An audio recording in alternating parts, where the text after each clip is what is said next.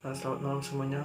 Perkenalkan, nama saya Indra dengan NIM 2010417125 dari kelas S1 Manajemen, mata kuliah Manajemen Pemasaran 1, dosen pengampu Pak Adi Mursalini CMM. Kali ini saya akan menjelaskan mengenai ringkasan saya mengenai bab 12 material recruitment planning dan menjawab pertanyaan dari bab 12. Konsep pemasaran, konsep material recruitment planning. Pabrik merupakan tempat senantiasa terjadinya proses transformasi input berupa bahan baku menjadi output berupa produk. Proses yang dimaksudkan tersebut akan membentuk sistem produksi yang meliputi unsur pengaturan material, sumber daya manusia, modal, dan mesin. Pengaturan material meliputi hal terkait sistem persediaan dan informasi yang ditujukan agar sistem pengadaan material menjadi tempat, waktunya, jumlahnya, bahannya, dan harganya. MRP ialah sistem yang didesain khusus sebagai kondisi permintaan bergelombang yang khas dan dependen. Sistem MRP itu sendiri bertujuan untuk satu, menjamin ketersediaan material, item, dan atau komponen yang diperlukan untuk memenuhi sektor produksi, termasuk ketersediaan produk bagi konsumen. 2. Menjaga tingkat persediaan di kondisi yang minimum. 3. Merencanakan penjadwalan pembelian dan pengiriman. Nomor B. Karakteristik dasar sistem MRP. Karakteristik yang dimiliki oleh sistem MRP diuraikan dalam poin-poin berikut. 1. Perhatian terhadap kapan dibutuhkan. Integrasi pemikiran antara fungsi pengawasan produksi dan manajemen persediaan mengakibatkan pergeseran perhatian terhadap kapan dibutuhkan ketimbang perhatian langsung terhadap kapan melakukan pemesanan. 2. Perhatian terhadap prioritas pemesanan. Dalam konteks ini didasari bahwa tidak semua pesanan konsumen memiliki prioritas yang sama, karena suatu produk mungkin saja dinilai lebih penting daripada produk lainnya. Oleh sebab itu, perlu disusun penjadwalan sedemikian rupa untuk menemukan prioritas pesanan. Nomor 3. Penundaan pengiriman permintaan.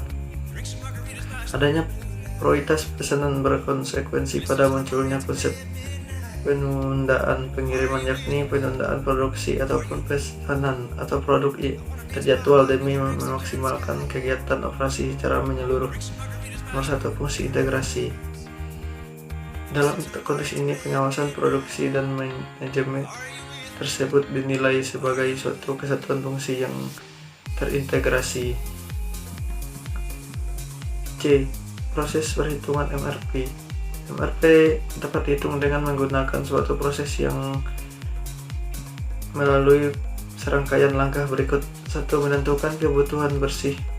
Berdasarkan kebutuhan bersih, net requirement adalah selisih antara kebutuhan kotor gross requirement dengan persediaan yang ada di tangan on hand. Data yang diperlukan dalam menentukan kebutuhan bersih ialah 1. Kebutuhan kotor setiap periode, 2. Persediaan yang ada di tangan, dan 3. Rencana penerimaan schedule receipt pada periode mendatang. Dalam hal ini, yang dimaksudkan dengan kebutuhan kotor ialah jumlah permintaan produk final. Nomor 2. Menentukan jumlah pesanan. Penentuan jumlah pesanan baik untuk item maupun komponen didasarkan kebutuhan bersih. Alternatif yang dapat digunakan untuk menentukan besarnya ukuran lot pemesanan diantaranya: 1. Menyeimbangkan antara biaya setup dengan ongkos simpan. Nomor 2. Fixed order quantity atau FOQ.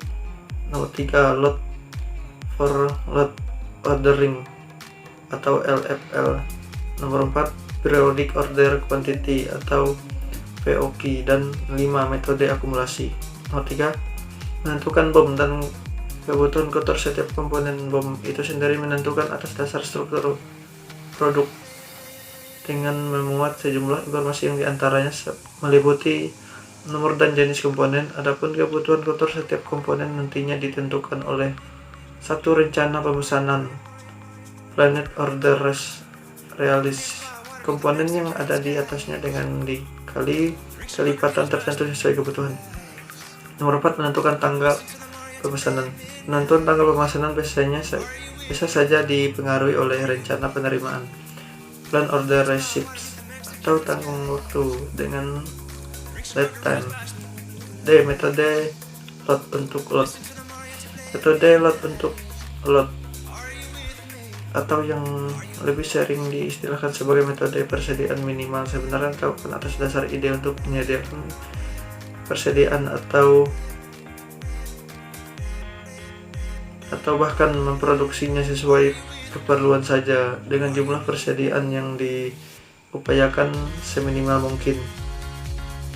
Risiko yang membayangi metode ini ialah risiko keterlambatan pengiriman barang pada persediaan bahan baku. Keterlambatan pengiriman barang itu sendiri akan membuat produksi menjadi terhenti, adapun pada persediaan produk jadi, keterlambatan tersebut akan membuat permintaan pelanggan menjadi tidak terpenuhi. Yang E, metode penyeimbangan sebagian periode. Metode penyeimbangan sebagian periode atau part period balancing atau PBB ialah suatu pendekatan yang dipergunakan untuk menentukan ukuran lot bagi suatu kebutuhan material yang tidak sama dengan upaya mengurangi biaya total persediaan.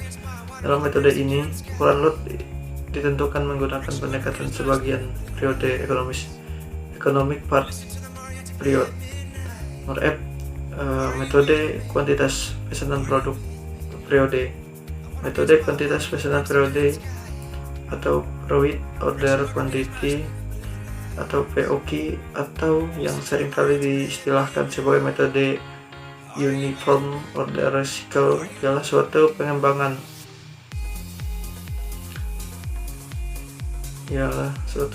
atas periode EOQ yang diperuntukkan bagi sejumlah permintaan yang tidak seragam pada beberapa periode. Dalam metode EOQ, rata-rata permintaan dipergunakan untuk memperoleh rata-rata kuantitas barang di setiap pesanan. Angka tersebut kemudian dibagi dengan rata-rata permintaan per periode. Hasil dari perhitungan tersebut kemudian dibulatkan ke dalam angka integer. Angka tersebut akhirnya akan mengimplementasikan banyaknya cakupan periode waktu per tiap pesanan. G, metode kuantitas pesanan ekonomis. Dengan menggunakan metode kuantitas pesanan ekonomis, Economic Order Quantity atau EOQ. Soal latihan. Nomor 1, apa yang saudara pahami tentang konsep Material Requirement Planning atau MRP?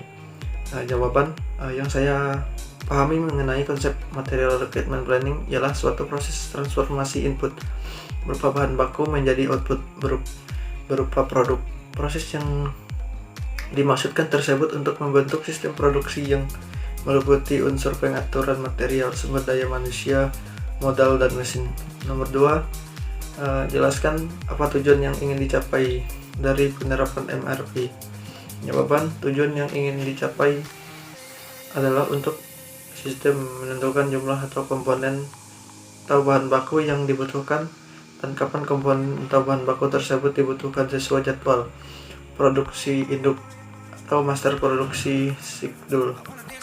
Nomor 3, sebutkan karakteristik dasar dari Material Requirement Planning atau MRP.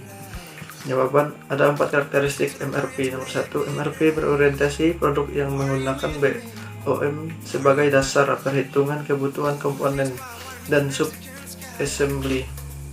Nomor 2, MRP berorientasi masa depan yang menggunakan formasi JPI untuk menghitung komponen di masa yang akan datang. Nomor 3, MRP meliputi manajemen waktu, kapan suatu komponen dibutuhkan berdasarkan perhitungan ekspektasi waktu siklus atau lifetime. Nomor 4, MRP meliputi perencanaan prioritas yang menghasilkan apa saja yang diperlukan untuk mencapai di JPI dan kendala material dan kapasitas. Nomor 4, jelaskan istilah dalam MRP berikut: Plan Order Ratios, Current Inventory, dan On-Hand Inventory. Jawaban, Plan order realisis adalah kuantitas plans order yang ditempatkan atau dikeluarkan dalam periode tertentu